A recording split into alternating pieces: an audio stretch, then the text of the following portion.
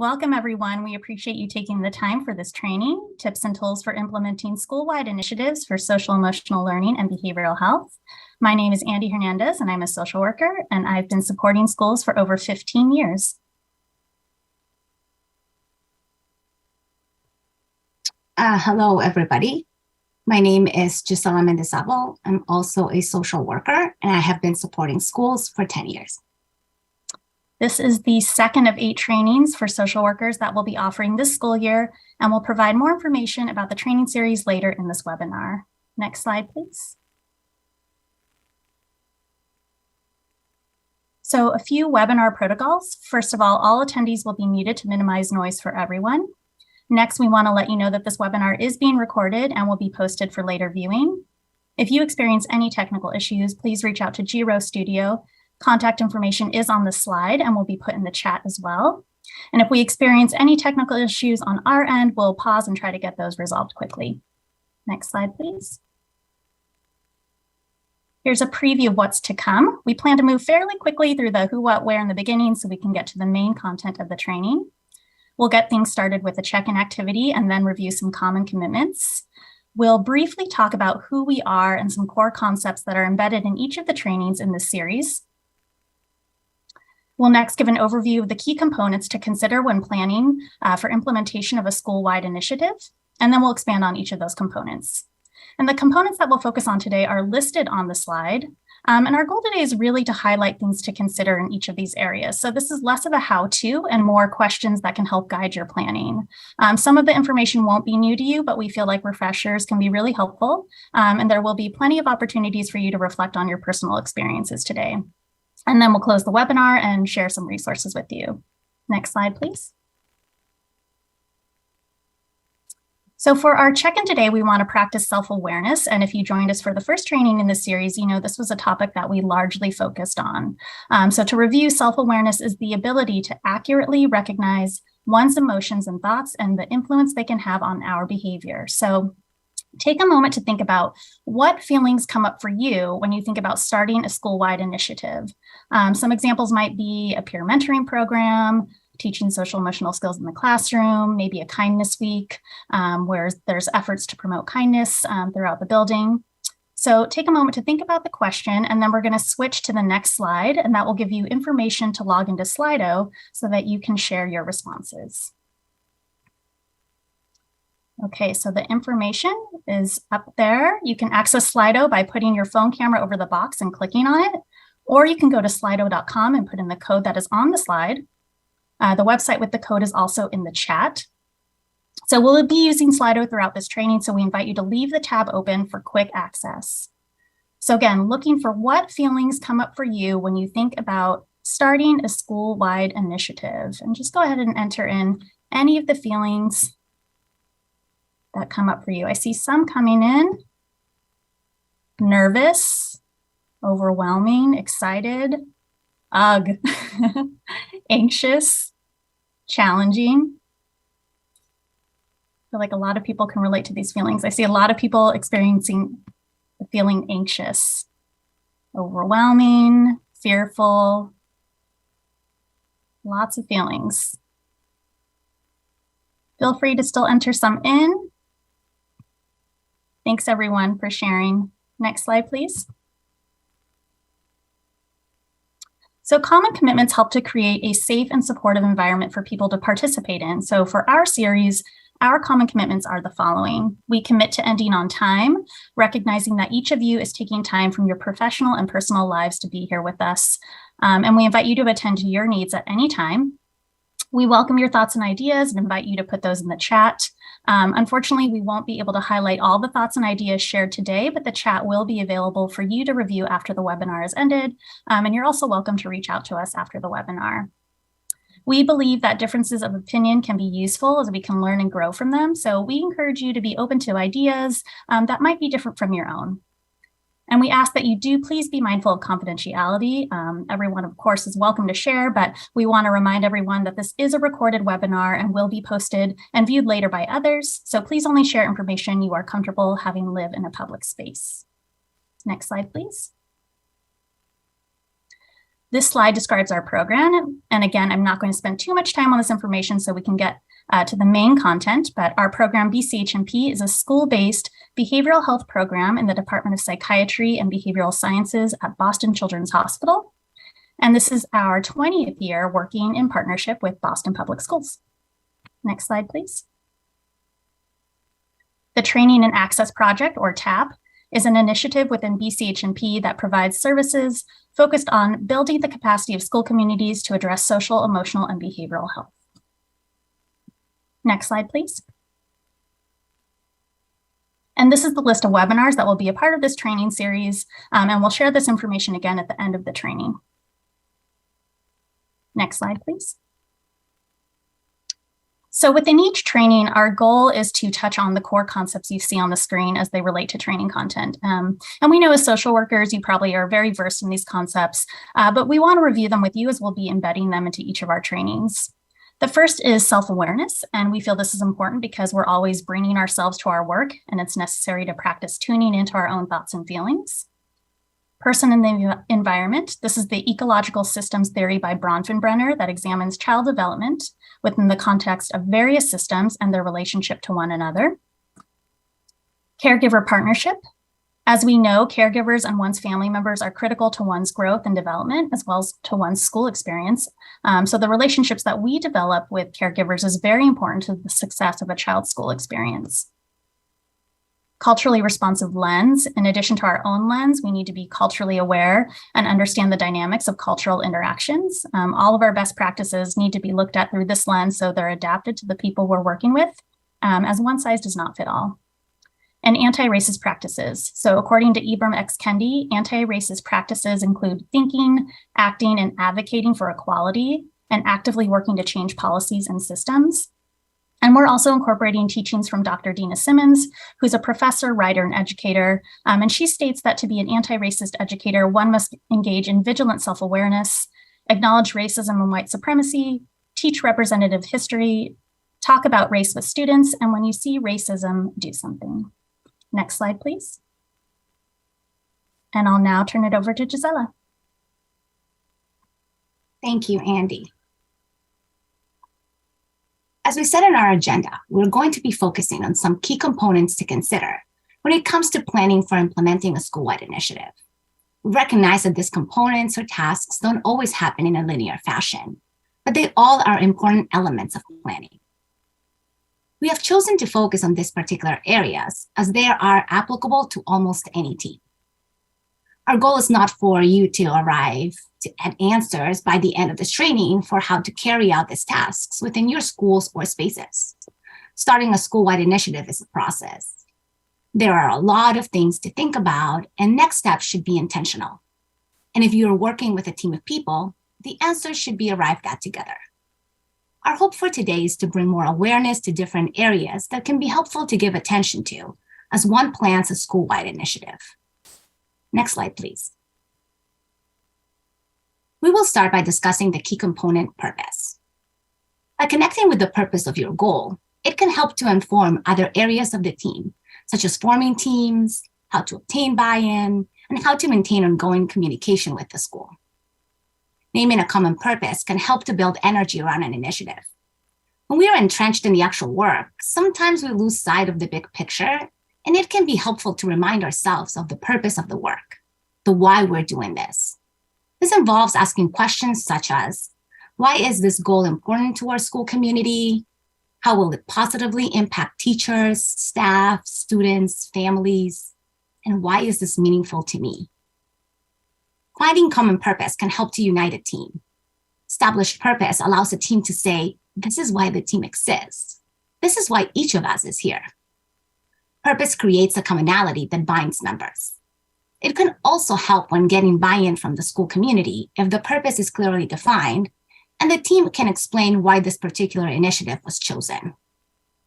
On a team where there is a clear purpose, there is typically the following: goals that are aligned with the mission and vision of the school, a commitment from each team member to the team's goals and to the plan of action that will be taken to achieve those goals, clearly defined, transparent goals that are specific, measurable, attainable, realistic, and timely, and a shared understanding about how the efforts of the team will impact the students, families, staff, and school overall.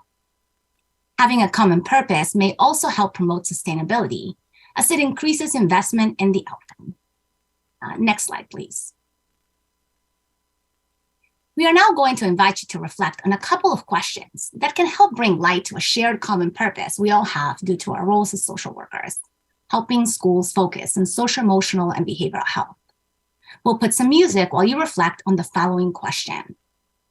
Why is focusing on social, emotional, and behavioral health important to you?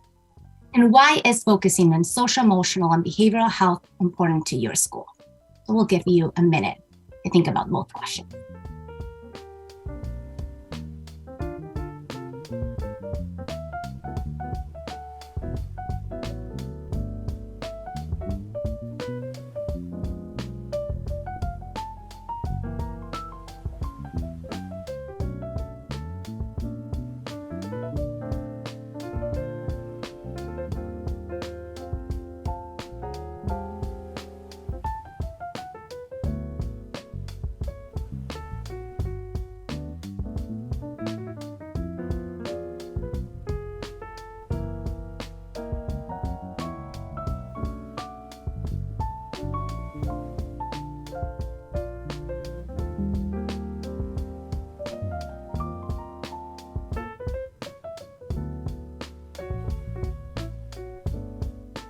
Okay, we're going to bring you back now. Thank you for spending some time reflecting on these questions. Sometimes after answering these questions, we realize that this is an area where there can be some inconsistencies between what a social worker holds as important versus what the school identifies as important.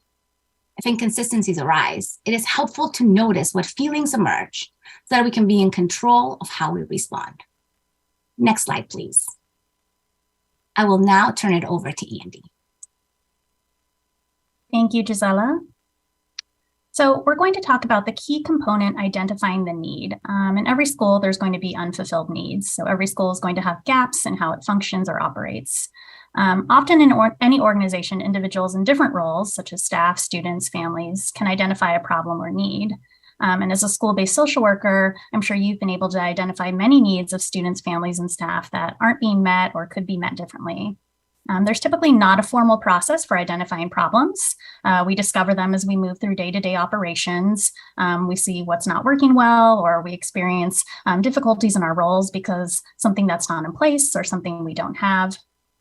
If a need is viewed as a priority, then typically people can begin to take steps toward addressing the need. However, while people in different roles can identify needs, it's sometimes more limited who gets to determine if that need is a priority. So if not everyone views the same need as a priority, this could prevent an idea for a school-wide initiative from moving forward, which can leave individuals feeling frustrated, discouraged, or powerless over what happens in their school. Next slide, please. An important aspect of identifying the need is stating it as a goal. So when stated clearly as a goal, it may help others to see why a need should be viewed as a priority. A written goal may not only help to promote an initiative as a solution, but it can also highlight how it aligns with the school's larger goals or how it will benefit the school community. So there's different tools and resources for writing goals so that they're clear and effective, which can help with planning. And you're probably familiar with some of these tools. We do have one tool for you on writing goals, and a link to that resource will be put in the chat for you. On the slide, you'll see some questions to consider when stating what the goal of an initiative is. These are: how does the goal align with the district or school's larger goals? How will you measure the goal? How does your goal impact students and their learning? What benchmarks will you include to determine your progress toward the goal?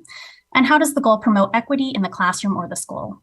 Now, these questions were adapted from Elena Aguilar's The Art of Coaching, and the resource we're providing will expand upon these questions, but we wanted to highlight some of the information here, as stating a goal is a prerequisite to the other key components of school-wide implementation that we're going to unpack in this training.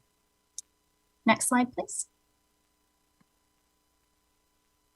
The next key component in school-wide implementation that we'll discuss is teaming. So teaming to carry out a school-wide initiative can be important because a group of individuals can often accomplish more than an individual alone. However, simply labeling a group of people a team does not make it a genuine team. There's definitely a lot to consider. In early spring of next year, we're going to have a webinar on strengthening team processes that does a deep dive into multiple factors on teaming.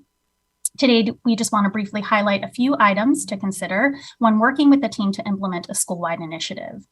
So first, does the initiative need a new or existing team? So school communities are naturally made up of various forms of teams or groups. So could the initiative be absorbed by an existing team, or does it need a new team to be carried out?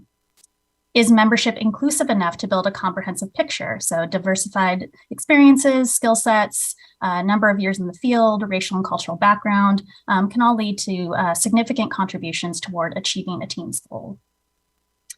Are key stakeholders represented on the team? So it's important to think about who in the school community will be impacted by the decisions of the team, and to have team membership that is representative of these individuals. And this is an opportunity to amplify the voices of all adults in the school building and to extend membership to not only teachers and specialists, but also to paraprofessionals, caregivers, and community partners. And have intentional steps been taken to build trust? So taking time to build trust among team members is a crucial step, but one that is frequently overlooked or missed. And this often occurs because team members choose to immediately dive into the work that brought them together, or other times effort is not put toward building trust because the assumption is made that it already exists among the group. However, a lack of trust can result in conflict over responsibilities, team members withholding thoughts and ideas, or even disagreement over how tasks should be accomplished. So teams definitely need time to develop their what, why, and how, as well as build relationships. And again, later in the training series, we're having a webinar dedicated to strengthening team processes, where we'll discuss items on the slide more in depth. Next slide, please. And I'll now turn it over to Gisela. Thank you, Andy. The next key component we will discuss is planning. Good planning can keep the team organized and help the team carry out tasks efficiently. Planning can consist of developing ideas and deciding what you do with them. Planning can also include deciding on logistics, such as when and where the team will meet, roles and responsibilities, and creating an agenda for each meeting. Research on successful school-wide implementation suggests that the following should be considered when planning: the team's missions and objectives, defining the problem, deciding how the team would like to see the problem resolved, stating how the program, procedure, or intervention aligns with other academic, prevention, or health initiatives at school, what communication to administrators and staff about the team's mission, action steps, and progress will look like, and evaluation. We will discuss more at the end when we talk about sustainability. Next slide, please. Teams should come to a consensus on how they want to structure planning and what makes the most sense for the team. Consider what will allow for easy sharing of planning and updating plans. Planning can be a more formal or informal process. Some teams may choose to use action planning sheets, others will choose not to. Regardless of the format used, it's important to consider how action steps and plans get recorded or followed up on. So we have included a backwards planning tool designed for urban school districts that could be adapted for your team. The link to this resource is in the chat. Next slide, please. We know that using and not using a planning sheet, a formal or informal process, is perfectly fine as long as the structure chosen makes the most sense for the team. We now want to get a sense from the group regarding how teams you are a part of have structured planning. So we invite you to go back to Slido and choose the planning process that best represents your team. So either formal or informal. So I invite all of you to just click which one makes it's working for you guys. I see a lot of informal planning, which, like we said, is absolutely fine. Let's see. Oh my God, 50-50. Let's see. Anybody else? So how are you guys doing? Some more informals? Yeah, either formal or informal works. But it definitely sounds like, oh, let's see, like informal wants to start winning too. We'll see. Yeah, there are both ways are absolutely fine. And it really just represents what works and makes the most sense for the team. But it sounds like you have a little bit more of formal planning amongst us today. Next slide, please. When looking at planning for school-wide change or any initiative goal you are working on, we can examine two components that can be considered: technical and adaptive change. Technical change can be complex and very important to facilitating change. However, it tends to be easily identifiable and named concretely. They tend to have clear solutions and require small, limited changes. People are fairly receptive since an identifiable problem, and the solution can be implemented quickly. Solutions tend to come up from one person, generally somebody in leadership. It could be a teacher in the classroom or a school administrator, etc. Adaptive change works to shift mindsets, habits, priorities, and goes beyond any one person's expertise in order to mobilize deeper long-term change. There is usually a learning process and involvement from both leadership and stakeholders that takes time. Adaptive change comes with loss of some sort, and acknowledging and managing that loss is a part of change. Most change efforts will contain elements of both technical and adaptive change. However, we want to evaluate whether we are approaching adaptive change with technical solutions. So for example, a school can want to put in place a referral process for students to receive counseling, which can be a technical change, right? Like one person creates a form, distributes it to the staff. Does this work? Well, sometimes. However, for real change to occur, there would have to be some adaptive changes as well. There should be an understanding of why the old process wasn't being utilized. So for example, the team can communicate that the old process was hard to identify, or it was very different for many people. It may require change in roles or relationships. So for example, the same person that used to take the referrals may or may not do it now. And if people had an informal process with their colleagues, that may need a change. It may require solutions from those experiencing the problem. For example, some may wonder where did the referral they made ended up. The team will need to address this concern. The coordinator may realize that kids are not getting services as there is no protocol, so the team can create and clarify one for the staff.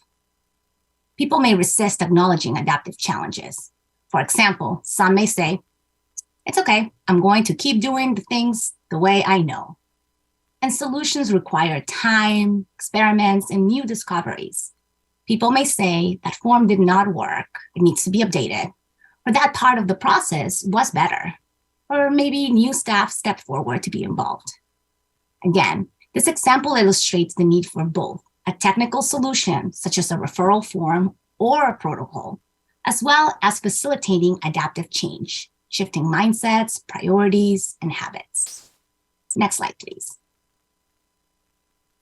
The Plan, Do, Study, Act cycle, PDSA, is probably familiar to most of you, or some version of it. Most schools conduct inquiry cycles, and this is a very similar framework. We will hear from Paul Iwanciu, who is the manager of online professional learning at Denver Public Schools, explaining in more detail what this PDSA cycle entails.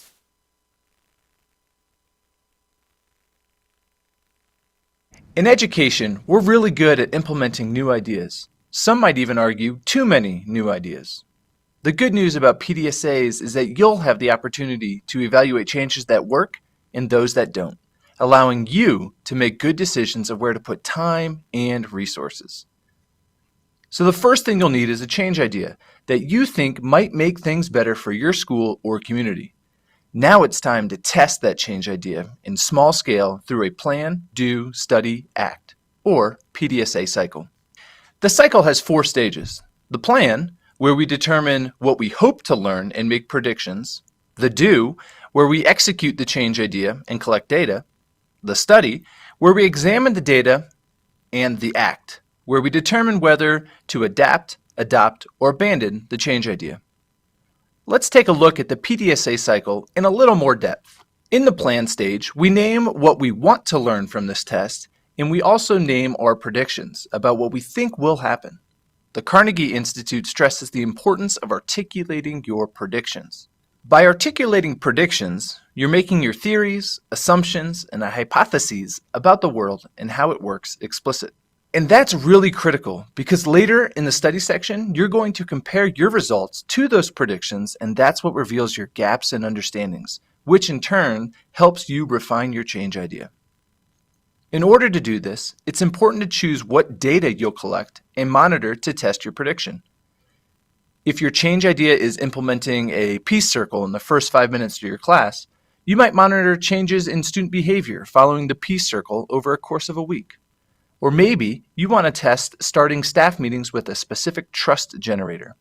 You might decide to monitor and note evidence of any conversations between staff that continue beyond the meeting in the days to follow. Once you have determined the who, what, when, where of the test, you move on to the next phase, do. In the do stage, you implement what you have planned and collect your data. You also start to reflect upon any surprises, obstacles, or challenges that may have come up during the test.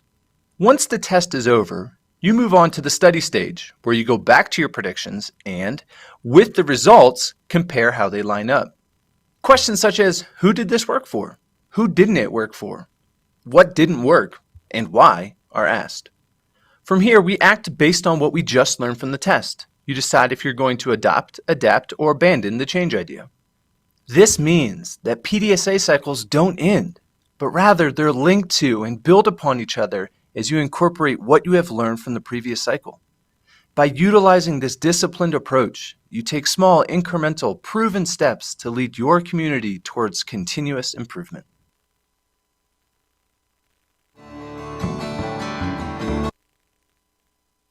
We have included a resource that you can use with your team if your team is considering implementing this format. The resource is being shared in the chat. And next slide, please.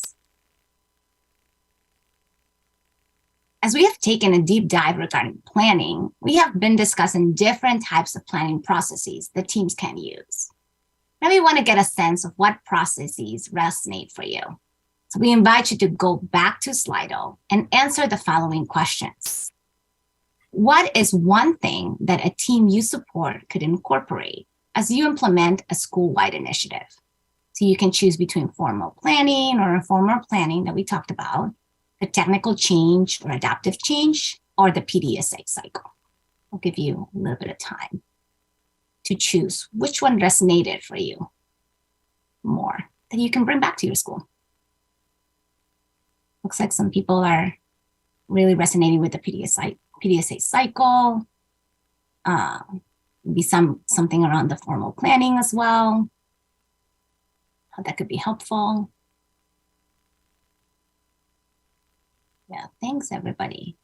Yeah, and adaptive change too, right? Like sometimes we really focus on all of the technical pieces and kind of assume that the adaptive pieces are gonna fall into place.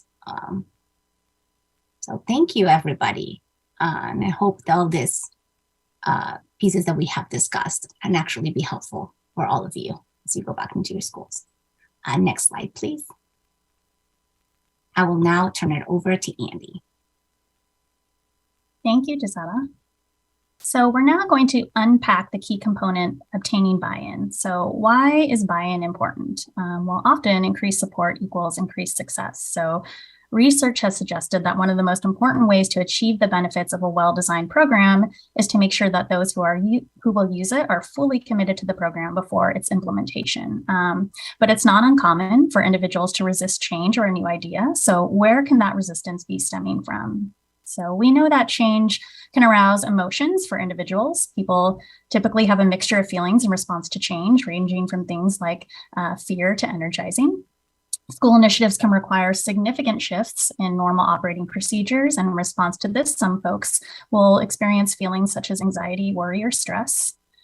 Also, the degree of complexity of initiatives can also be a factor in how individuals respond. So change can be especially difficult for some if it's sudden or it's going to significantly change the way that something is being done. Sometimes change or innovation within a school setting is met with resistance because individuals are confident in their own methods or the way that something is already being done and feel that change really is unnecessary. And also in schools, often individuals feel forced into change. So many times a new initiative stems from individuals in higher positions and school staff feel they really have no option at all. So While resistance from others to a new initiative can be a barrier, there are actually ways that it can be helpful too. So take a moment to silently reflect on the reasons for resistance listed here and others you may have encountered in your own experiences. Think about, was there something you were able to learn from someone's resistance to a new or different way of doing something? Did it tell you something about the initiative or the ways in which it was being implemented?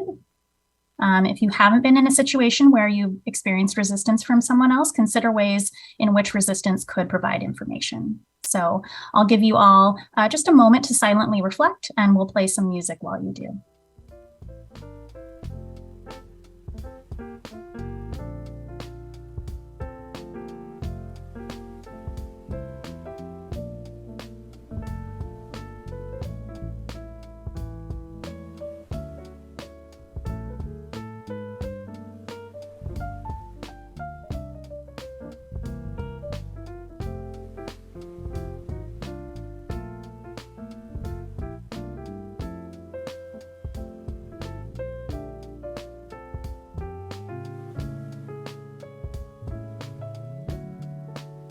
Okay, I'm going to call you all back. So resistance to an initiative could provide information, it could highlight gaps in something we're planning, or it could communicate something about individual needs. Change can definitely be hard and scary, and there's a lot of unknown that comes with it, and it stirs up a lot of feelings for individuals, and there's not necessarily anything wrong with that. It can be really easy to take resistance to change personally, but can we try to pause and understand the feelings behind it? Can we approach someone's resistance with curiosity or see it as an opportunity to learn about what someone needs in order to feel ready to embrace a change? Or can we consider that resistance may stem from a possible misstep we made in how we delivered information or how we went about making decisions? So thank you for participating in this reflection. Next slide, please. So there are different practices and strategies that we can use to obtain buy-in for something we're trying to introduce at a school. We're now going to watch a clip from our Strengthening Team Processes training and hear from two educators about a practice they use to help obtain a buy-in. In this first clip, you'll hear from Joe Foley, who's a principal at a BPS school. So when thinking about teams, mostly the teams do not truly represent the entire school. Obviously, not all school members are going to be a part of that team. So not only is a team important to follow through with action steps and making sure our work is aligned to our priorities, it's also really important that we're sharing the work of our team to the rest of the school, because oftentimes some teams are creating different systems or expectations in place. We want to make sure that not only the team members have a deep understanding what those are, as well as the staff as a whole. So as a member of our Cellwell team, we create a behavioral flow chart, which kind of maps out how to support a student behavior, whether it's something that the student needs to go to the office for, or something that the teacher can handle in-house. Is this maybe behavior that needs more support outside the classroom?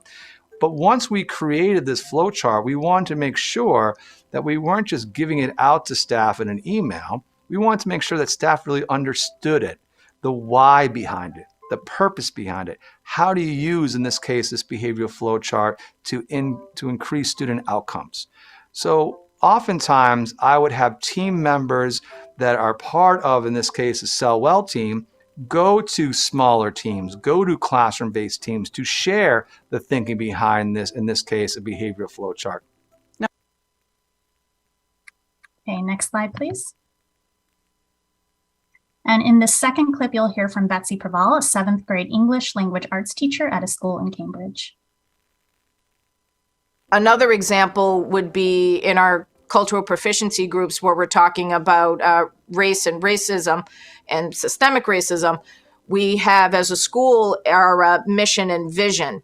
Now, the mission and vision were crafted by the facilitation team.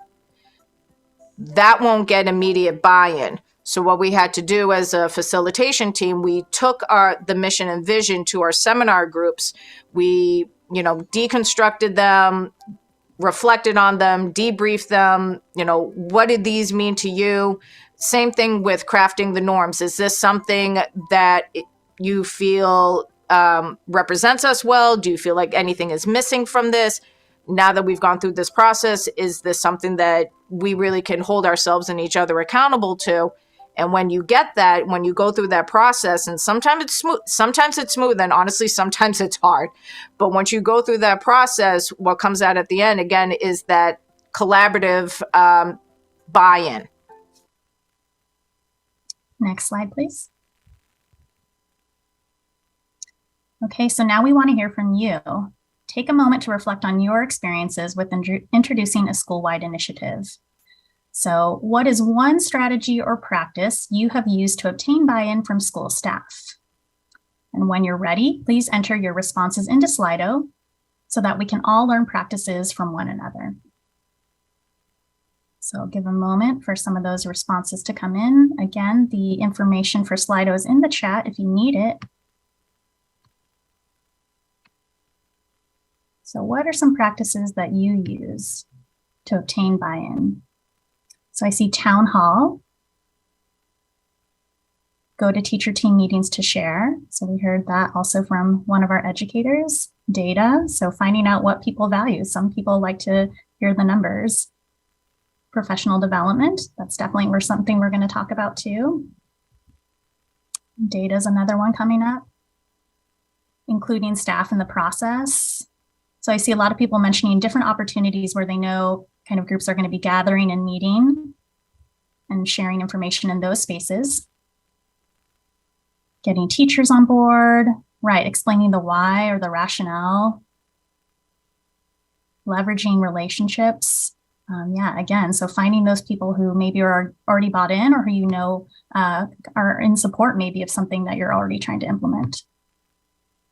Thanks, everyone. Feel free to keep sharing responses if you'd like.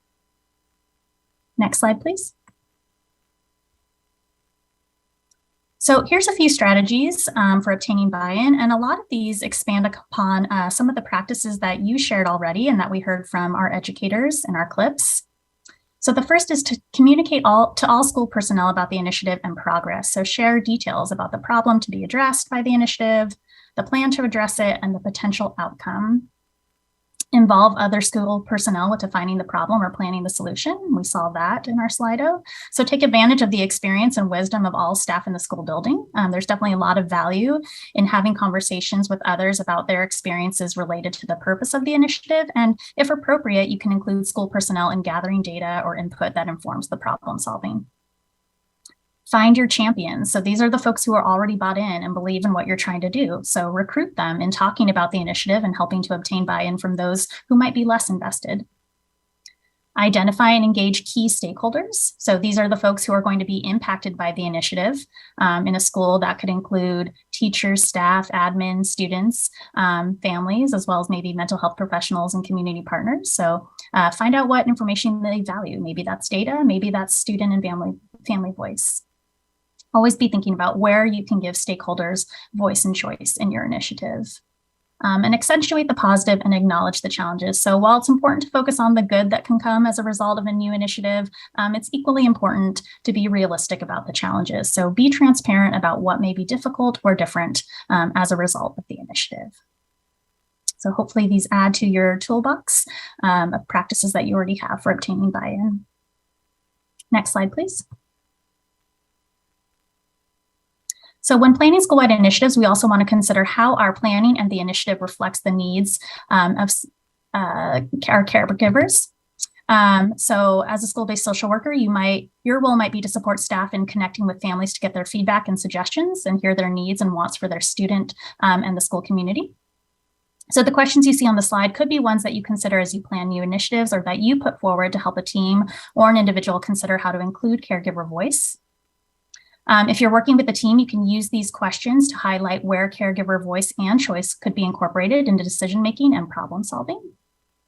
Social workers often have a strong skill set in building bridges with families to support students, and this can extend to systems within schools so that caregivers are a part of the development of different initiatives. We do have one resource for you that focuses on caregiver involvement, and we'll put a link to that resource in the chat for you. So again, just some questions to consider in your planning process. Next slide, please. We also want to consider how our students are being impacted by the initiative. So elevating student voice isn't just about hearing young people. It's also about sharing power and ownership, and being transparent about decisions being made that will impact the community. On this slide, you'll see considerations for how to include student voice and choice. And it's important that student voice not only become about those big events and celebrations, but that efforts are made by staff to make it a way of life in a school, and prioritize time to engage with students and elicit their perspectives. So for school-based social workers, a part of your role may be supporting adults in listening to students. So for some adults, it can be a shift to listen actively without getting defensive or jumping in to show students the right way. So think about what tools you can offer as a school-based social worker to support staff in helping students feel both seen and heard. And we do have a resource for you that focuses on engaging students. And again, we'll put a link to that resource in the chat. Next slide, please. And I'll turn it over to Giselle. Thank you, Andy. The next key component we will discuss is professional development. We think of PD as building awareness, knowledge, skills to change practice. PD should be a major consideration when implementing a new program or procedure in school buildings. PD should be used to make all staff aware of the new program or procedure and to provide training in at least the basics of implementation. Since PD is a key element, in early spring of next year, we will have a webinar on tools for facilitating engaging professional development that does a deep dive into the multiple components of PD. Today, we just want to briefly highlight a few items to consider when thinking about PD. Next slide, please. Here are some considerations to keep in mind when planning professional development. Be intentional about who conducts PD. So some schools choose to have leadership trained in a new policy, procedure, or program first, and then have leadership assume responsibility for training staff. This strategy may help to obtain buy-in from leadership and/or from staff. Other teams may feel that they are the most knowledgeable about the new initiative and should be responsible for training staff, either with leadership co-facilitating or not. Ideally, PD should occur during staff meetings, after school, or on professional development days. Finding adequate time to train staff or share information about plans for new initiatives can be a challenge. Teams may need to find creative ways to engage staff and keep them informed and updated without overburdening them. The team should also plan follow-up trainings or booster sessions. Coaching could also help staff to feel more confident with changes and how they will impact their roles and their work. Teams should also consider how new staff will be trained on or informed of initiatives if they are not present for that initial PD. And next slide, please. The final key component we will discuss is sustainability. It is common to start with the end in mind. From the beginning stages of planning, teams should be, and most likely are, thinking about sustainability of efforts. After putting forth time and energy toward introducing something new, the hope is to see it last or even expand for an extended period of time. One definition of sustainability is a durable implementation of a practice at a level of fidelity that continues to produce valued outcomes. Sustainability can look different and will depend on what the team's goals were for the initiative. It's helpful to think of sustainability through the lens of process rather than people, so that whatever is worked on can be explained to anyone who is new and is not lost if someone changes roles. It's not necessary that in the early stages of planning, teams be able to answer questions around how they will ensure that efforts are sustainable. It may be difficult to know what sustainability will look like until goals for the initiative have been solidified. Once your team is ready to take a deep dive into what sustainability will look like, we have included some important considerations and questions to consider in this slide as you solidify your sustainability plan. Next slide, please. Now we want to hear from you and invite you to open Slido again and answer the following question. With previous initiatives, what has helped them last? So we just invite you to write your answers to the following question.